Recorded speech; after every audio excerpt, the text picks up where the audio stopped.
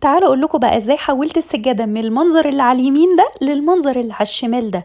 هجيب لكم بقى تفاصيل التفاصيل ومش هسرع الفيديو قوي، وهوريكم بقى السحر بجد. وعملت كل الحوارات دي بحاجة واحدة بس، تعالوا نشوف بقى هي ايه. انا حبيت اوريكم منظر السجادة كلها، وبعد كده اوريكم بقى واحدة واحدة. انا استخدمت الجوانتي بتاع السكراتش من ايكو واي. عايزة اقول لكم الجوانتي ما بنحتاجش غير ان احنا نستخدم مية دافية بس معاه، وصابونة طبيعية زي صابونة ايكو واي اللي بجيبها معاه. عايزة اوريكم الماتيريال بتاعته من جوه تقيلة، وعايزة اقول لكم حلو الجوانتي تقيل اصلا وتحفة وسهل جدا في الاستخدام.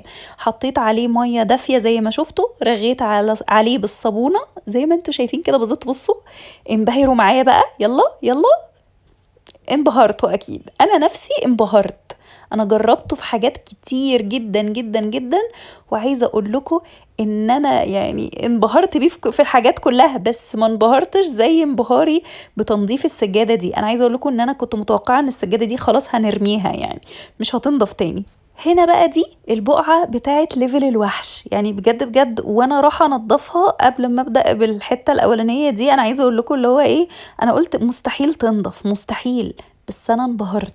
زي ما انتوا شايفين انا اهو ما قطعتش الفيديو وما عملتش اي حاجة عشان اوريكم التفاصيل، عشان الناس اللي بتبقى حابة تعرف ده بجد حقيقي، ده من الفيديو، وبجد ده من الجوانتي قصدي، وده كده احنا ما عملناش بقى لعبنا في الفيديو والحوارات دي، كله قدام عينيكم. شايفين المنظر عامل ازاي؟ عايزة اقول لكم السجادة رجعت جديدة تاني حرفيا. بصوا نظافة وسرعة، انا ما احتجتش اي مجهود اي مجهود خالص، زي ما انتم شايفين كده بالظبط. شايفين الفرق ما بين الجزء اللي اتعمل واللي ما اتعملش؟ انا هوريكم كمان الحتة اللي هي فيها بقعة تقيلة قوي زي ما انتم شايفين كده، مفيش حاجة، بنفس المية بنفس الرغاوي اللي فيها. وعايزة اقول لكم السجادة ما تبلتش، يعني ده ما بيغرقش السجادة مية، احنا ما بنغرقش الجوانتي مية، احنا بنخليه يبقى موجود في مية، نعصره بايدنا كويس كده، وبعدين نرغي عليه بالصابونه. وزي ما انتوا شايفين انبهروا معايا يا جماعه. الجوانتي بتاع السكراتش ده بتاع ايكواي، عايزه اقول لكم ده اللي يتقال عليه يعني لا سحر ولا شعوذه اهو. يعني إن احنا لو بنسحر مش هيبقى بالمنظر ده. شايفين المنظر؟ شايفين البقعه عامله ازاي؟ والجوانتي بيخلي السجاده ترجع نظيفه ازاي وفل ازاي؟ متخيلين بقى في اي بقعه ممكن تتخيلوها وما تتخيلوهاش. انا هنا بوريكم حطيت ميه سخنه، حطيت فيها الجوانتي بتاعي اهو، بس هو لسه مترغي عليه من الصابونه، فانا محتاجتش ان انا ارغي عليه تاني. عايزه اقول لكم بجد بجد انتوا ما تعرفوش هو بيودي البقعه فين. عايزه اقول لكم البقعه دي في السجاده بقالها حوالي 3 سنين، وطبعا السجاده متعانه، فعشان كده ايه ما كناش مهتمين قوي بيها. بس لما بدات تتفرد تاني، عايزه اقول لكم ان احنا اتصدمنا اصلا ان كان فيها البقعه دي، احنا ما كناش نعرف اصلا ان موجود البقعه دي. فتخيلوا بقى المنظر، وتخيلوا صدمتنا، وتخيلوا بقى صدمتنا وفرحتنا لما السجادة اتعملت. هنا عايزة اوريكم اهو المنظر. عايزه اقول لكم من غير اي تعب ولا مجهود ولا اي حاجه، انا اصلا الولاد كانوا قاعدين حواليا اللي هو ايه ده ايه ده، كلنا قاعدين نقول ايه ده ايه ده ايه ده ايه ده كده. بجد بجد خطير خطير خطير يا جماعه. عايزه اقول لكم الجوانتي ده مش بس للسجاد، لا لاي حاجه مبقى عندكم، المراتب المخدات والستاير اللي بتبقى متعلقه وثابته في الحيطه وما بتتخلعش. عايزه اقول لكم خطير فيها، بيلم وبر القطط والكلاب. مش قادرة اقول لكم الناس اللي عندها قطط عارفين يعني ايه شعر القطط اللي مبهدل الدنيا كلها، والكنب والصالونات والسراير. عايزة اقول لكم ده مغناطيس كده، تحسوه هو مغناطيس لشعر القطط، للشعر الوبر، الحاجات دي بجد بجد بتلزق فيها، بتلزق فيه وما بتطلعش خالص. هنا عايزه اوريكم بقيه السجاده، يعني انا من كتر انبهاري انا مش عايزه يعني اشيل اي جزء من اجزاء تنظيف السجادة، عشان بجد بجد بجد هو يستاهل كل جنيه يدفع فيه.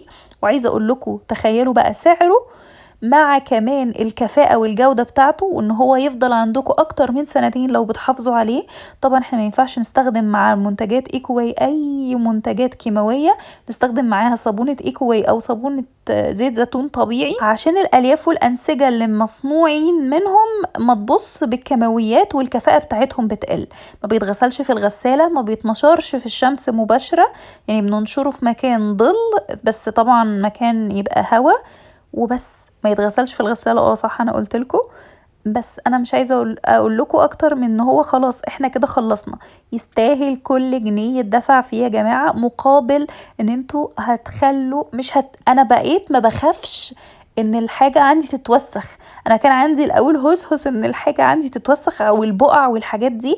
انا دلوقتي بعد ما استخدمت المنتجات دي، وبجد بجد بعد خصوصا منتج اللي هو الجوانتي بتاع السكراتش ده، انا عايزه اقول لكم ان انا عادي ببقى عندي لا مبالاه. عادي، ايه المشكله لما حاجه تقع وحاجه تتوسخ؟ عادي، ما انا عندي حاجه هتخلي الحاجه بتاعتي ترجع جديده تاني زي ما هي، عشان انا بحب حاجاتي قوي وبحب افضل محافظه عليها.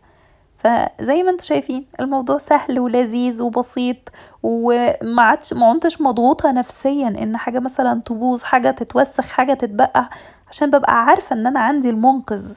اظن الفرق واضح، وشايفين الفرق before and after، شايفين الجزء اللي اتعمل والجزء اللي ما اتعملش. عايزة اقول لكم النتيجة بجد بجد مبهرة بالنسبة لي.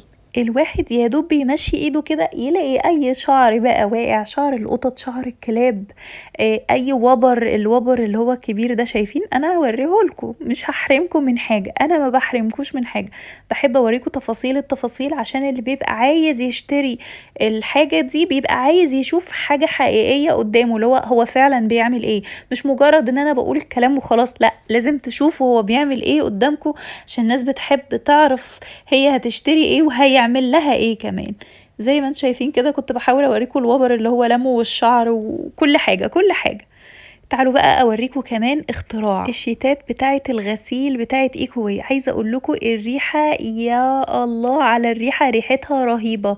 دي شيتات صغيره كده بتشيل بقى البقع، نحطها في الغساله، نغسلها غسيل يدوي، نعمل بيها اي حاجه ممكن تتخيلوها ما تتخيلوهاش. انا بقطعها صغير كده، يا شرايح صابون طري تحسوها كده، هي حاجه طريه خالص كده، بتتقطع قطع صغيره وبتبقى بديل للصابون، بتبقى صابون بالظبط. ممكن بقى تستخدموها في غسالة الهدوم، ممكن تعملوها في بخاخة كده زي ما انا عملت كده بالظبط، وبعالج بيها البقع بتاعة الليفينج وبتاعة اي مفروشات عندي. هوريكم كمان بستخدمها ازاي. بقطعها قطع صغيرة كده بإيدي، هي بتتقطع بالإيد يا جماعة، خفيفة جدا يعني، ما تقلقوش. أهم حاجة إيدكم تبقى ناشفة، عشان لو لمستوها وإيدكم مبلولة هتبوش في إيديكم وهتبقى زي الصابون بالظبط. بقطعها شرايح صغيرة كده واحطها في علبة صغيرة خالص، واخدها معايا بقى في شنطتي اديها للبنات وهم رايحين المدرسة في شنطهم. عايزة اقول لكم سهلة ومنجزة، صابون بالظبط، كأنكم واخدين معاكم صابونة بس خفيفة وريحتها تحفة. ما تنسوش تقولوا لي رأيكم في الكومنتات بعد ما شفتوا تفاصيل التفاصيل. باي.